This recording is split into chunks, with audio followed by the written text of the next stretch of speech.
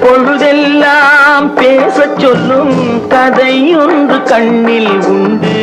இரவெல்லாம் பாடச் சொல்லும் பாட்டொன்று நெஞ்சில் உண்டு. பாட்டொன்று நெஞ்சில்